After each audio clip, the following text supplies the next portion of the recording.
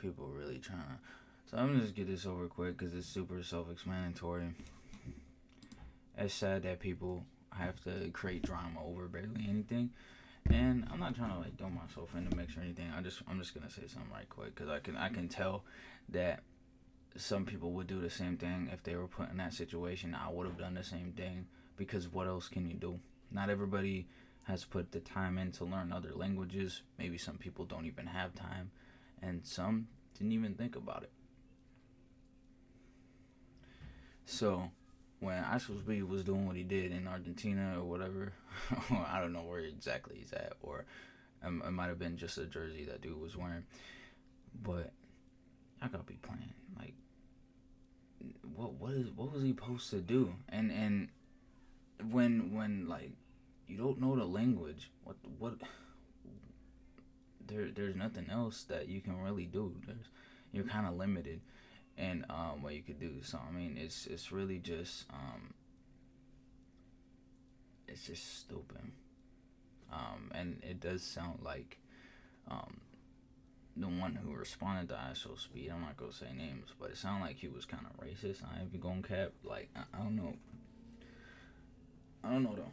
I don't know. But that's all. I enjoy watching Kai Speed, and I don't know that last one though. But I just wanted to throw that out there. And talk about that. Other than that, grab a drink, grab a snack. TheHomieZach710 is back. Hope you're having a legendary day. Today, the Blood Chill event is back. I didn't know it was a recurring event, so we're for sure gonna play that. Some Dead by Daylight. Hop back on Super Paper Mario. Maybe some Mario Kart. I don't know how that's gonna go. That's gonna be a little bit weird. But I'm kind of all for it. I mean, we only have like 3 trophies left, so I mean, I don't see why not. So, a lot of stuff to do. So I'm gonna boot up the Wii right now, and then I'm gonna get started. But yeah, I just want to talk about that because of how stupid that thing is. I don't even know how the frick they come up with the conclusion like that. I don't know how they're just instantly like, okay, let's not look at it as an entertainer type of view. If you really think about it, if he's a comedian, obviously in that situation, there's only a little bit of options to do. You do what he did, and then after that, it's like. It's not like he just learns freaking Chinese or Japanese on the spot. It's not like he just knows the entire language on the spot. Like it just don't work like that. What's going on? Welcome to the stream. Aren't you coming over today or what's going on? Are you coming over to tomorrow? Hope you're having a legendary day, but I was just talking about some stuff that some people are calling ISO Speed racist for some reason. Some people as in like one person. I don't get it. So I explain my POV on that because it's just how? How? It's super self-explanatory. I'm gonna be playing games in a minute, so I gotta set it up first.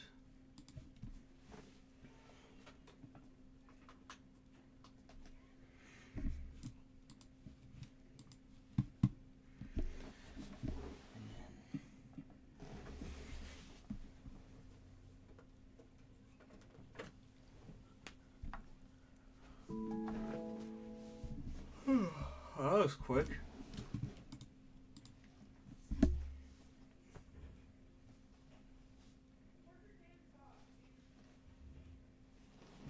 This doesn't really do much to help, but it's something. I gotta go out there in a few anyway. So I got something today that I was waiting for. Because I enjoy these drinks, but later on I'm gonna do a review. I mean, I could do one right now. It's just they're not really cold. Sure, let's do one right now. I'll clip it. So you guys are gonna see the whole thing. Grab a drink, grab something. TheHomieZach710. Welcome back to the legendary Graham food and drink review. This one is kind of the first drink review in a while. This one is just a drink. And as I get ready to finish Super Paper Mario Kart Wii, I got a few things I want to try out during the stream. Now, the ones that I've already tried out, I'm not going to try right now. But I got some Minute Maid here. Alright. So let me put the ones down that I've already tried. I think I tried one of these, if not both of them.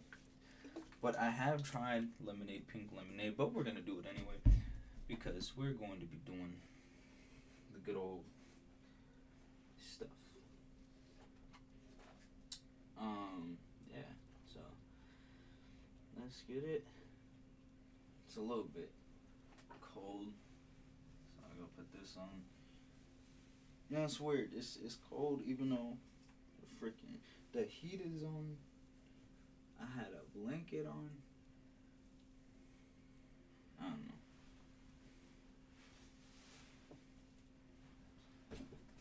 Anyway, I'm gonna be trying out all these and peach, but they're not like cold, so I can't give, I guess you could say, the full review.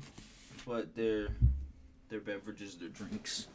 They won't be any, well, really different if I were to do it a different way. So let's begin.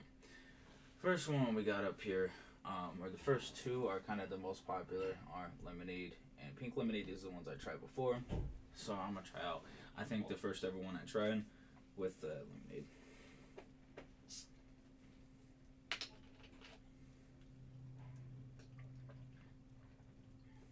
It's just straight up lemonade. It's good. Lemonade's always good. So good stuff.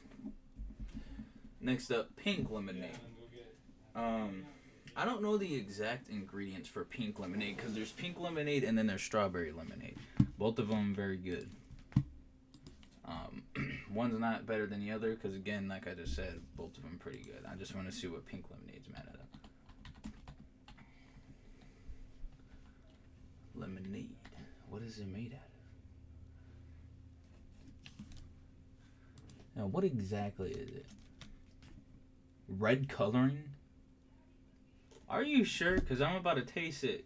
Hold on. There's no way it's just red coloring.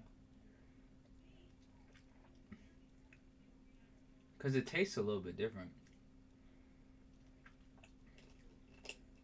Maybe it is just lemonade. I don't know. And how they gonna use a red color food dye when it's pink? Wait, red and yellow make pink? Never mind. Are pink lemonade and strawberry lemonade the same? Okay, here we go. The answer to the question is both yes and no. I don't know about that. Well, pink lemonade can be made using strawberries. That's why I think it tastes a little bit like a little bit different. Because when I taste lemonade right next to pink lemonade, I could taste it different.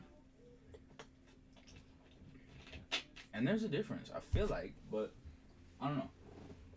Maybe they are just the same thing in Minute Maid and they're just food colored dye or something. And then these ones right here, I feel like I might have tried this actually because I had like it's like a 2-gallon jug. And if I can find it, is it a 2-gallon? I don't. No, not like the soda 2-gallon. It's like a jug. I can't tell. Hold on. Let me see if I can find it. I feel like here it is. Yep. I have tried this one before, many of times. And I think I've tried this one before because I tried this one, but I found it. Hold up, let me pull it up. Right here. This right here. On the right. Hold on, let me move my camera because that's where it's at. Right there. That's what it is. what I was talking about. So yeah, I've had that one before, so we'll start off with that one, and then the blue one, and then we'll do the new one, I guess, because I don't think I've tried this one. But yeah, this is the first time I tried it in this form, but I've had it before in that jug form. Because when I looked up 2 gallons, I'm like, they have the soda gallon type thing going on? That's a lot. You know the weirdest thing about this? And I've said this before. How you gonna make a juice drink and have 3% juice blend? What's the other 97 freaking percent of this? Fake juice? What? 3 juice blend? What's 97% sugar? Fake? Not berries, cherries, and freaking pears? Nah, I don't know about that. I don't know about that. But I'm trying to look up something. Just give me a second. Bone Chill 2022. And then there was one last year. This one I'm gonna keep on. Yeah, I like how this video started off on because it talked about something that just, how do you come up, how? Like, he's trying to, it's one thing to be a comedian and to be trying to be funny. It's another thing when people don't understand it, so they get offended by it. That's what happened to X Deadlies too. So I completely understand this situation with IShowSpeed. I know exactly what's going on. And it may be TheHomieZach710, but some people just are that good at comedy. Some people are that good at being a comedian. But I can't find this thing. Come on, bro. I don't know. I gotta upload the freaking EP today anyway. What a frick. Oh, let me look a little bit more. Almost done. Oh, heck no.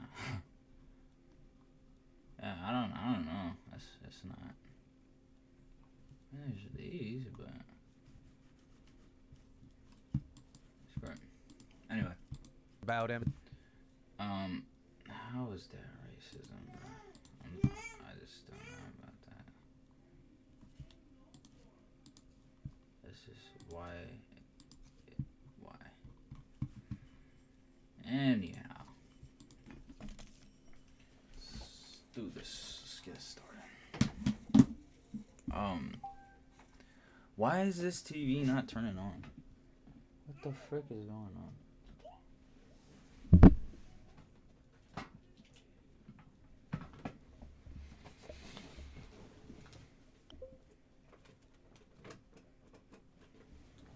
Okay, so I plug it in for the second time. Now it's working. Yeah, I'm gonna have to edit this video because like 10 minutes. Anyway, Berry Punch up next. I like this one because I've gotten multiple of these. It was like a couple of years ago when I got a few. The frick? Did it turn on? I don't know why it turned on.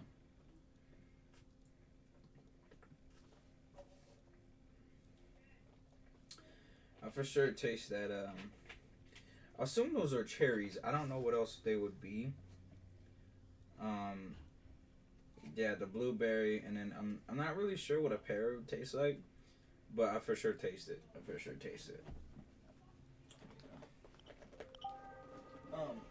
It's good.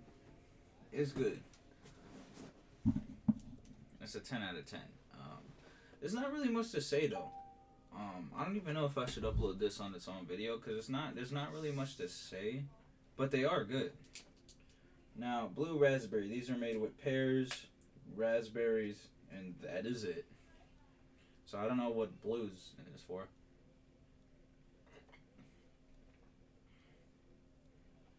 That's not bad. I like that too.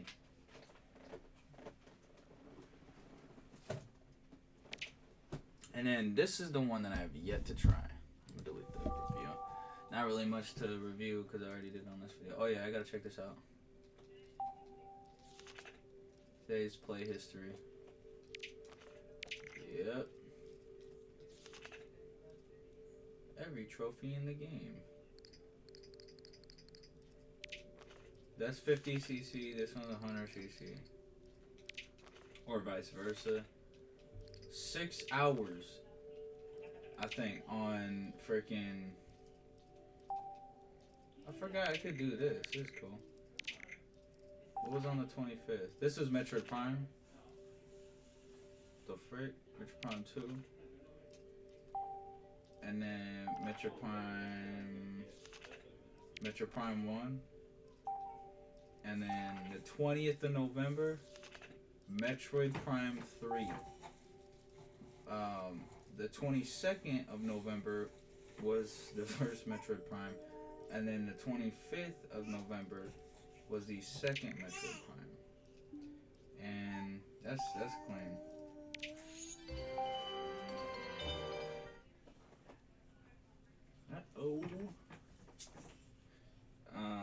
Yeah, so this one peach. Let's try this one out.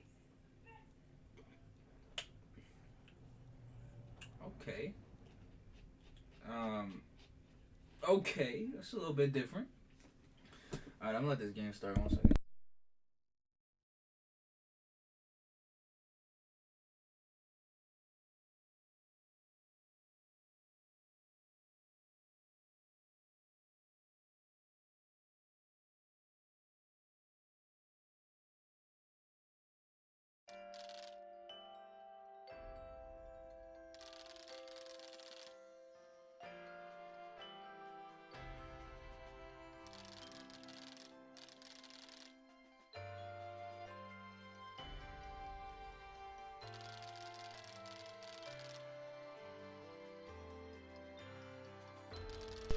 Alright, I'm back. Best is back.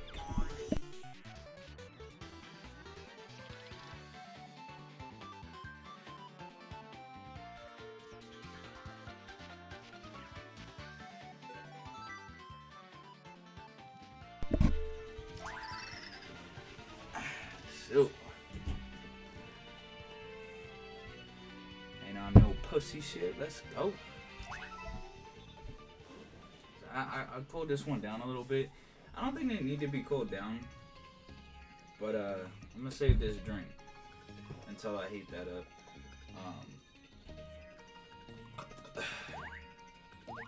Okay.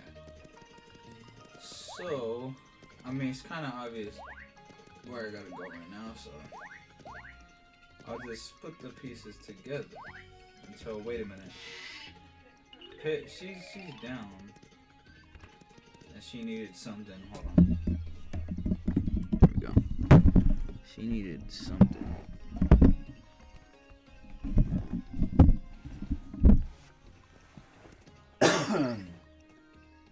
Place the. Oh, okay. Alright, so never mind. He got that. You got it.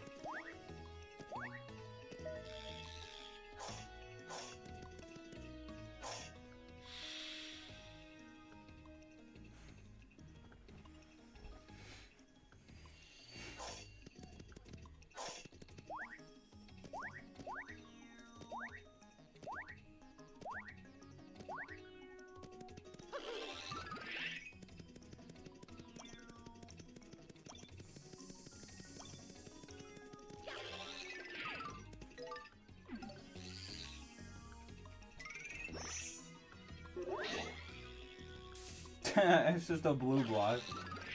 Alright, let's go. Thanks to our new fleet. Wait. Hold on. Wait, I can just walk through the door from here? Whoa, say no more. I'm doing that right now.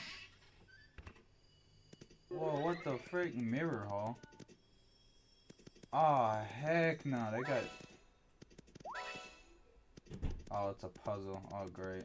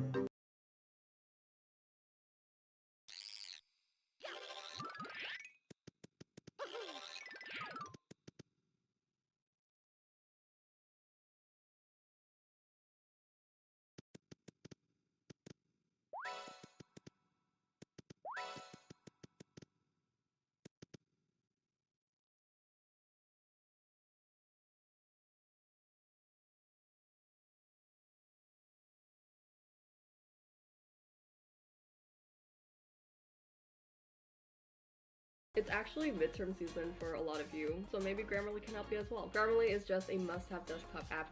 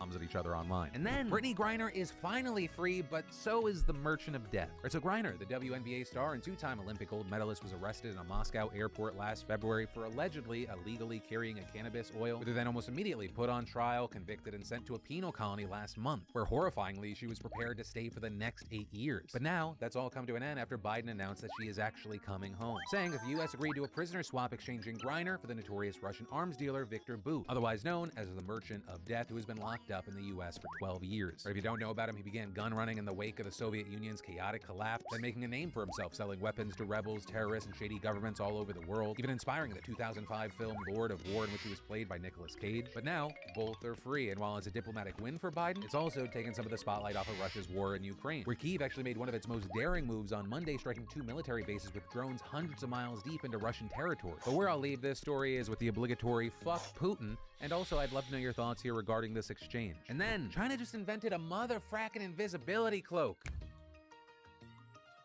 But don't get too excited. It doesn't literally make you invisible, but it does effectively hide you from AI-monitored security cameras, which are everywhere in China. So reportedly, this was designed by a team of 4 graduate students at Wuhan University who won the first prize at the Huawei Cup. And the thing that makes this so innovative is that it looks like a normal coat to any other human observer, right? So you don't look like a zebra among horses, but it has a specially designed camouflage pattern that blinds normal cameras during the daytime and emits unusual heat patterns at night, meaning it also confuses the infrared cameras. And when the students tested it on campus security cameras, the accuracy of pedestrian detection was reduced by 57%, which could be especially troubling for the Chinese authorities, where even you have police cameras watch people in apartment buildings, on street corners, in subways, and basically everywhere else, with 8 of the most surveilled cities in the world belonging to China. But before you say, yes, the revolution, or oh my gosh, I hope these students are going to be safe, fortunately for the CCP, these students aren't making this to help protesters or anyone resisting the state. Rather, they're doing it to help detect vulnerabilities in China's surveillance system.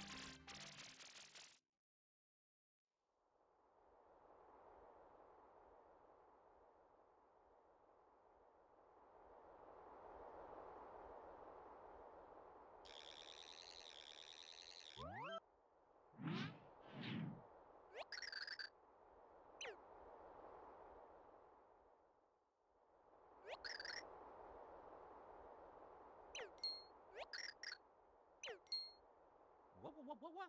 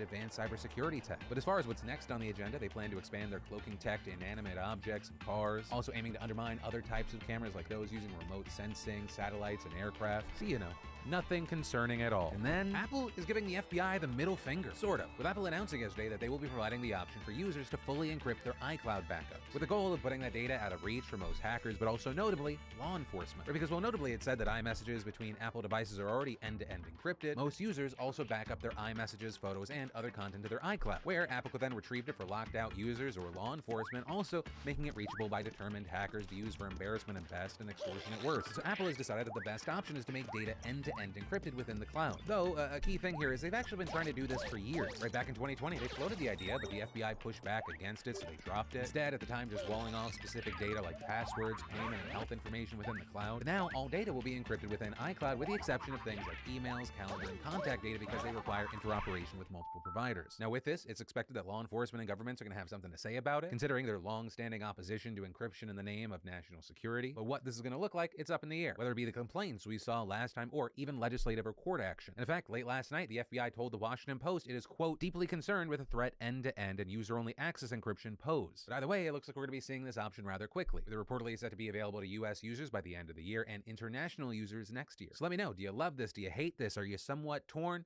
Any and all thoughts, I'd love to hear. And then, with football, basketball, hockey, and concerts all in full swing, there's an event for everyone, and you're not going to want to miss out, which is why I want to take a second to thank a fantastic sponsor of the PDS, SeatGeek. With over 28 million downloads, SeatGeek is the #1 rated ticketing app. You know, living in LA, I've used it for the Lakers, the Kings, the Dodgers. I went to the Super Bowl here, and that's in addition to like last-minute off-Broadway shows. And SeatGeek wants to make sure that you're getting a good deal, so when you're on the app, look for the green dots. Green means good deal, red means bad. And every ticket is backed by their buyer guarantee, and SeatGeek is the only site site that lets you return your tickets ahead of the event with swaps. And don't worry, I've got the hookup for you. Use code Phil for $20 off tickets at SeatGeek. That's $20 off your first purchase with promo code Phil. Make sure you click that link in the description to download the app. And then one of my writers, Lily, gave me this opening statement for this story.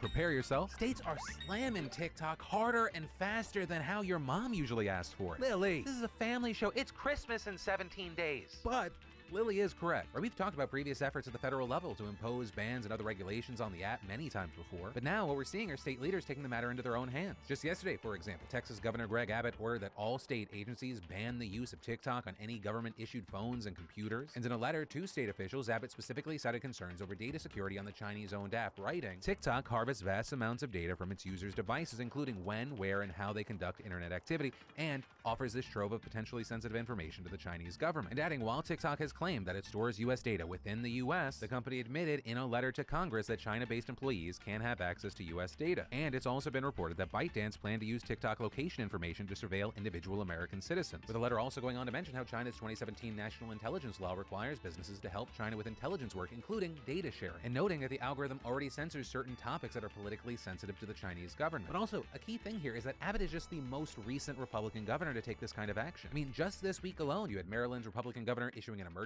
directive banning the use of TikTok and other, quote, Chinese and Russian influenced products in the executive branch of the state government. And the governor of South Carolina also requesting the state's Department of Administration block TikTok on all state government devices that it manages. And all of that comes after South Dakota's governor also barred all state employees and contractors from using TikTok on state-owned devices. And the reason I mention all these individual decisions is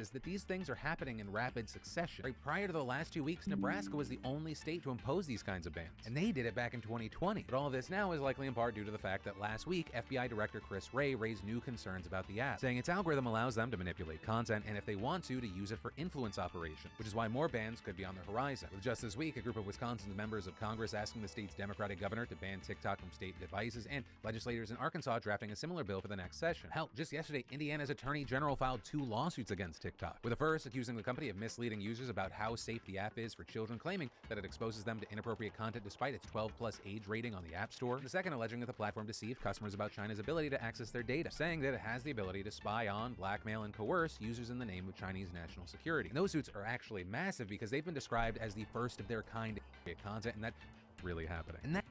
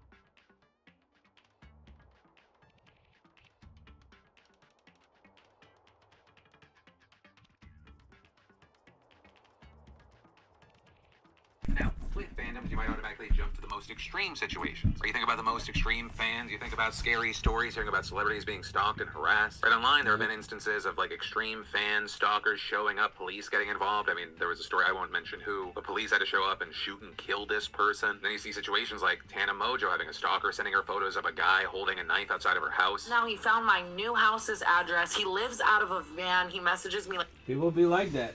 People be like that. You know, there's bird brains and diabetics everywhere.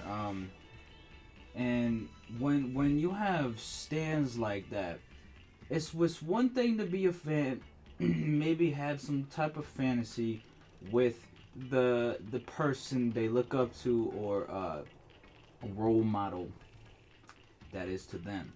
But it's another thing when it's on a whole next level of a stand and they actually go with those implications and they go straight doing those things and trying it. It's sad, man. Like, it sucks.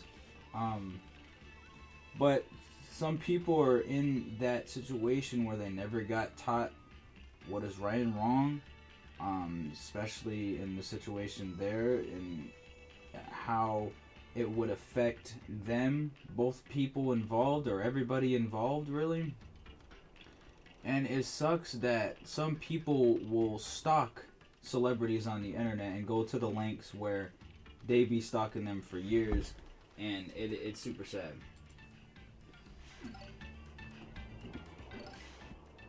Every second. He sent a photo of his dick, too. And that also kind of feels like a trend, right? We've seen the likes of Belle Delphine saying she got death threats from stalkers, right? People taking photos of themselves outside of her house in the middle of the night. Right? So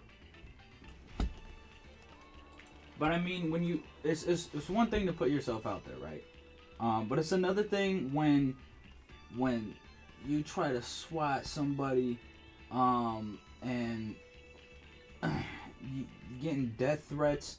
And me personally, just messages and texts and words, they aren't, like, I don't want people to think that way. I just want people to enjoy what I make. I don't want people to go out there and want to meet me at that very exact moment.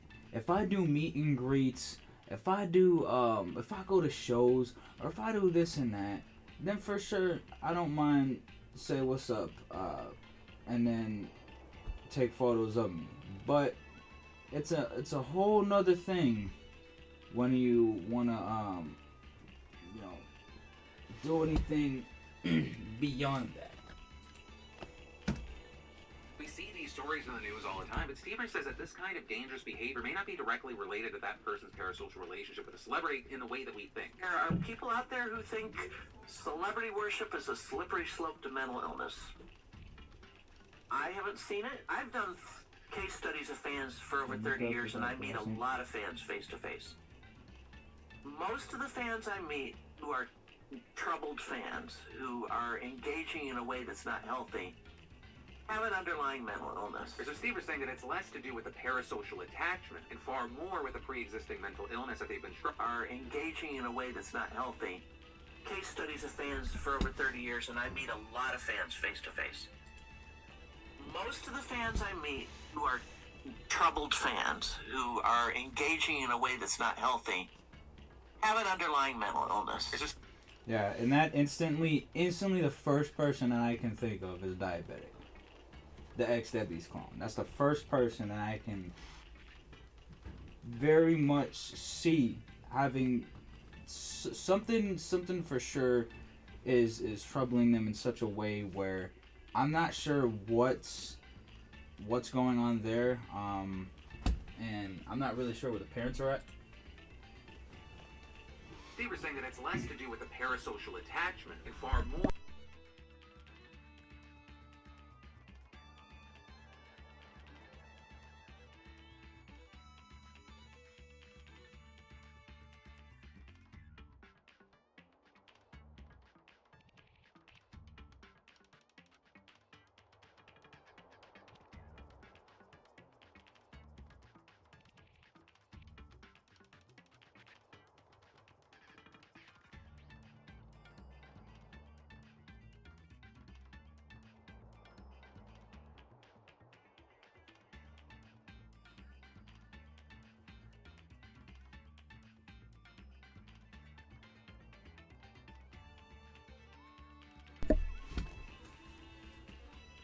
Although they still need immaculate amounts of research to still be done, I still feel like that is still going to be the majority, or a very high percentage, even just from my experiences, because I just think that's mostly the majority.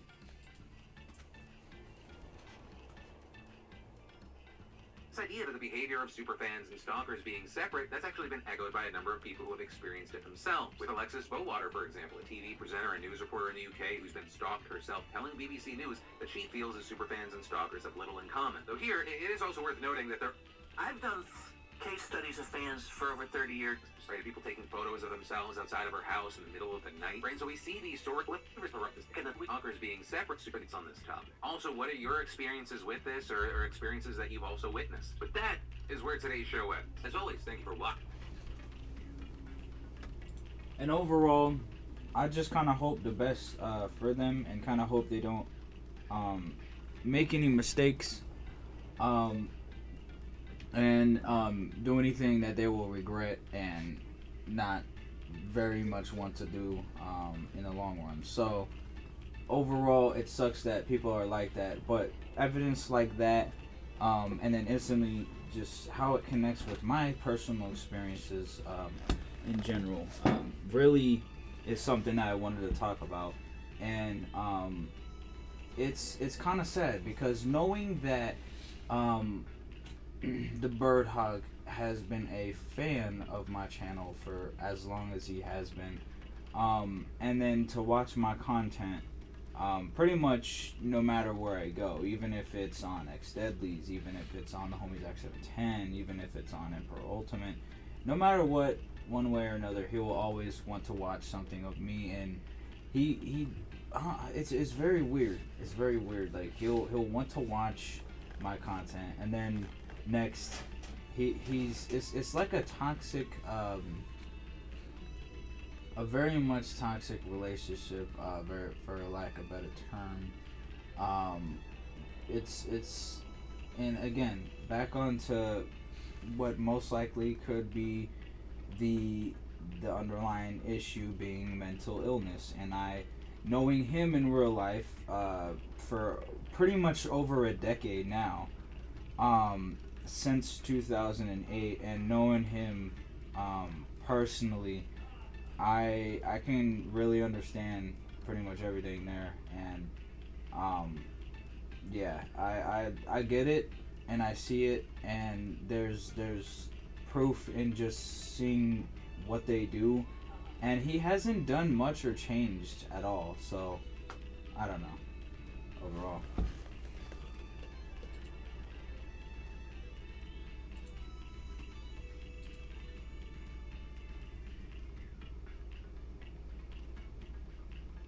Pinchy.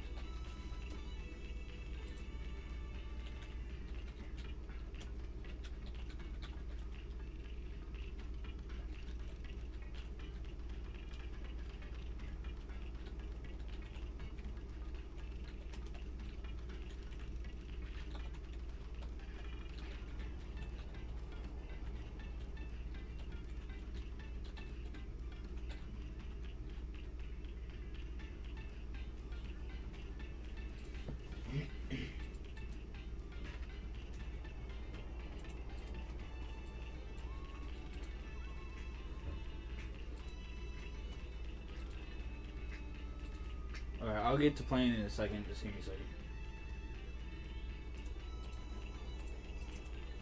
Presenting home.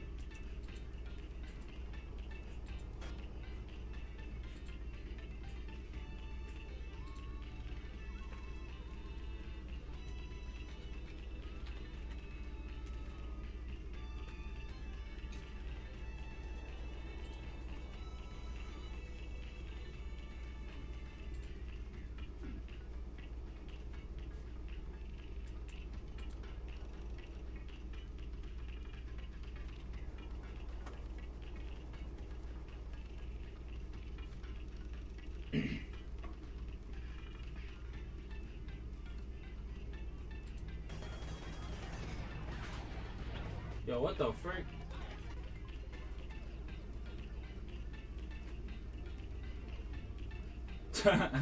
There's a Spanish Mario Kart Wii player. What in the frick is going on?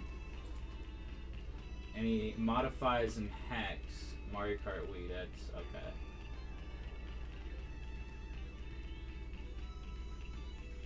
Alright then. There's kind of a fan base for Mario Kart Wii. I'm seeing now, so I'll for sure have to do something there.